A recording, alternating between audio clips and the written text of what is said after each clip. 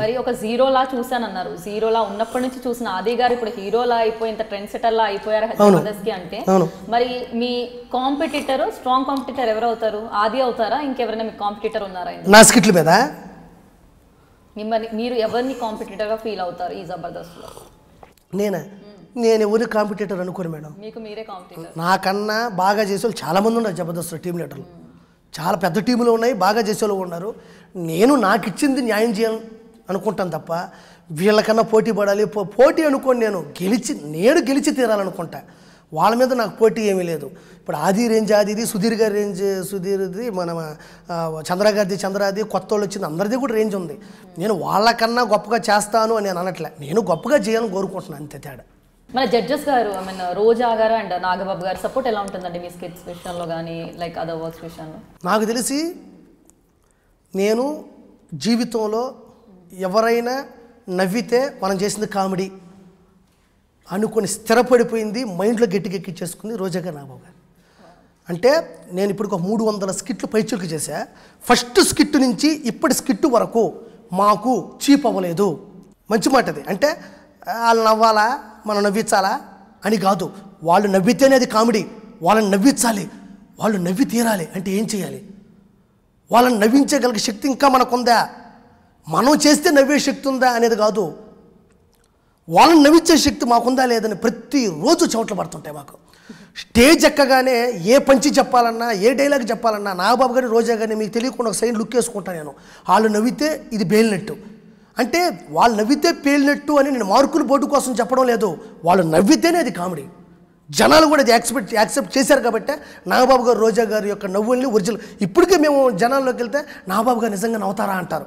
ఎందుకంటే ఆయన నవ్వునే వాళ్ళు నవ్వుగా తీసుకున్నారు, మేము చేసే కామెడీని కాదు. మేము కామెడీ చేసిన తర్వాత నాగబాబు గారు నవ్వితే నవ్వుతున్నారు జనాలు. అంటే నాగబాబు గారు నవ్వుకున్న పవర్ ఎంత, ఆయనకున్న స్వచ్ఛమైన మనసుకున్న పవర్ ఎంత, రోజా గారికి ఉన్న పవర్ ఎంత. రాజకీయాల్లో ఉండరు రోజా గారు, అయినా ఎన్ని ప్రాబ్లమ్స్ ఉంటాయి, ఎన్ని తాకిళ్ళు ఉంటాయి, ఎన్ని పోటీలు ఉంటాయి, అవన్నీ పక్కన పెట్టి మళ్ళీ చిన్నపిల్లలు నవ్వడం అంటే మామూలు విషయం కాదు. ఈరోజు నాగబాబు గారికి యొక్క పవన్ కళ్యాణ్ గారు ఉన్నారు, చిరంజీవి గారు ఉన్నారు, వాళ్ళ ఫ్యామిలీ ఉంది, వాళ్ళ అమ్మాయి హీరోయిన్, ఆయన మళ్ళీ ప్రొడ్యూసింగ్ చేస్తుంటారు సీరియల్. వీటి మధ్యలో కూడా అక్కడ కూర్చొని ఎంతో విలువైన ఫోను, ఎన్నో ఫోన్లు వస్తుంటాయి, అవన్నీ పక్కన పెట్టి వాటిని అంత పరిపూర్ణంగా నవ్వడం అంటే చాలా తక్కువ మందికి ఆ రెసిస్టెన్సీ పవర్ ఉంటుంది. ఆ బ్లడ్ చాలా తక్కువ మందికి పరిగెడుతుంటుంది. మాకు నిజంగా ఈరోజు ఈ స్థాయికి రావడానికి డైరెక్టర్స్తో పాటు ఎలా ఉన్నారో ఒక పెద్ద దిక్కు అలా కనబడగానే మేము ఏదైనా చిన్న డిస్టర్బ్ అయ్యి ఆగిపోయినప్పుడు కూడా ఏం పర్లేదు నువ్వు కానీ అంటే అది కొన్నంత ధైర్యం ఉంటారు. అది చాలా చాలా కష్టమే. చాలామంది యాక్టింగ్ చేసి చెప్తుంటారు ఆ పదాలు. వాళ్ళిద్దరూ ఎప్పుడు చిన్న చిన్న లాజిక్లు మనం మాత్రమే రాసుకుంటాం, ఇది వాళ్ళకి అర్థమవుతుంది అనుకుంటాం. వాళ్ళకు కొన్ని లక్షలు అలాంటి అర్థం చేసుకున్నవే స్తోమత వాళ్ళ బాడీలో ఉంది. అందుకే చెప్తున్నాను వాళ్ళ కాంబినేషన్ చాలా గొప్పది, అదొక వాస్తది. నవ్వడం నవ్వించడం ఈ రెండు కూడా వరాలే. సో అలాంటి వరాలు లైక్ మీరు అదృష్టవంతులనే చెప్పొచ్చు, ఇలా ఎంతమంది నవ్విస్తున్నారు కదా. సో ఇతరులను నవ్వించాలంటే చాలా సెన్స్ ఆఫ్ హ్యూమర్ ఉండాలి, చాలా హార్డ్ ఉండాలి, సేమ్ టైం లాజిక్ కూడా ఉండాలి. సో మరి మీరు ఏ విషయాలపై దృష్టి పెడతారు, ఏ అంశాలను ముఖ్యం అనుకుంటారు? నవ్వించడంలో మేడం నవ్వించడం ఫస్ట్ టైమింగ్. ఓకే, టైమింగ్ అంటే పోరాకి ఇంత గ్యాప్ ఉన్నా కూడా వేడిపోతుంది. First timing. రెండోది డైలాగ్ డెలివరీ. ఒక డైలాగ్ ఇస్తే ఆ డైలాగ్ని ఏ ధోరణిలో చెప్పాలి. వాడంట అటు పోయినాడంట, అది వేరు. వాడంట అటు పోయినాడంట, రెండిట్లో తేడా లేదా? దాన్ని డైలాగ్ డెలివరీ అంటారు. మూడోది బాడీ లాంగ్వేజ్. వాడంట అటు పోయినాడంట వేరు, వాడంట అంటే ఈ లాంగ్వేజ్ వేరు, బాడీకి ఒక లాంగ్వేజ్ ఉంటుంది. సర్టన్ పీరియడ్లో body language, timing, body language, అది మూడు ఉండాలి మనిషికి, అంతే. ఒక కమీడియన్కి ఉండాల్సిన ముఖ్య క్వాలిటీస్ ఏంటి? ముఖ కవలికలు. ఫస్ట్ది ఏంటంటే హావభావాలు. ఇప్పుడు ఒక అమ్మ చనిపోయింది, అమ్మ చచ్చిపోయావమ్మ అనేది వేరు, అది ఆ రసం వేరు ఉండొచ్చు.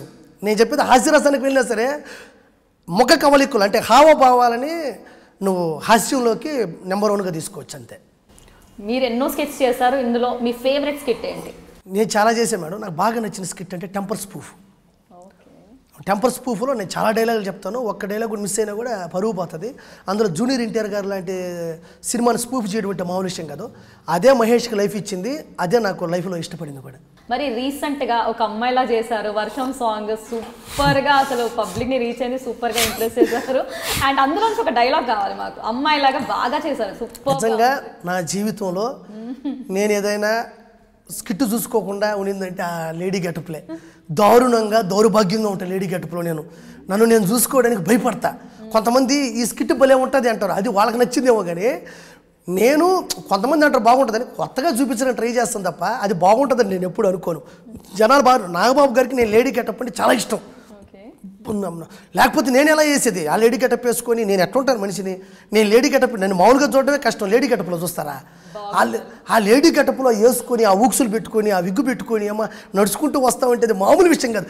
నాగబాబు గారు యొక్క అంటే ఆయన ఇచ్చే నాకు ఉత్సాహం ఉంటుంది చూసావా, అది మా డైరెక్టర్లు నువ్వు లేడీ గెటప్ పేరు అంటారు, అన్నా నన్ను చూడరేమోనన్నా అంటారు. నేను ఎక్కగానే నాగబాబు గారు నవ్వేస్తారు. ఆ ఊహతోనే నేను లేడీ గెటప్ వేసిన 80% స్కిట్లు కొట్టా.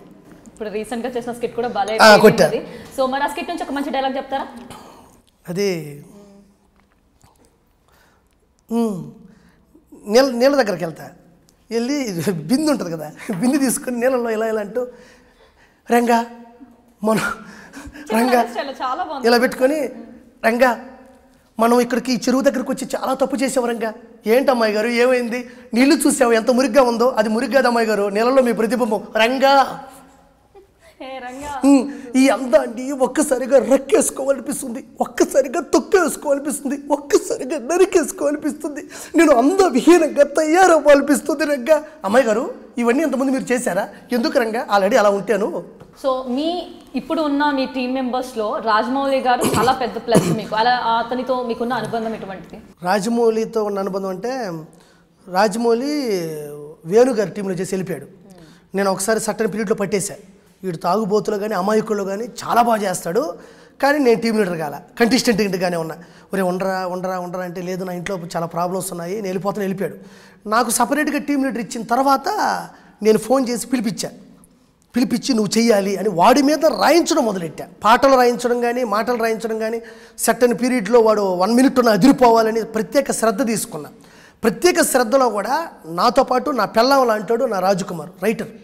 అంటే నేను నా వే ఎలా ఉంటుందో వాడి వే కూడా అలా ఉంటుంది.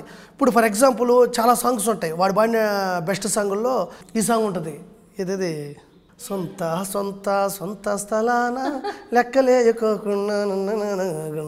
ఆ సాంగులన్నీ కూడా ఇప్పుడు జనాలు అందరూ పాడుకుంటున్నారు, మొత్తం ఆ పాటలన్నీ కంఠస్థం పెట్టుకొని పాడుకుంటున్నారు. అంటే నేను వెళ్ళి ప్రత్యేకంగా తీసుకొని వచ్చి ప్రత్యేకంగా రాయిపించాను. రెండోది రాజకుమార్ అనేవాడు కూడా బుర్ర బద్దలు కొట్టుకొని దాని మీద మాటలు రాయించడం జరిగింది.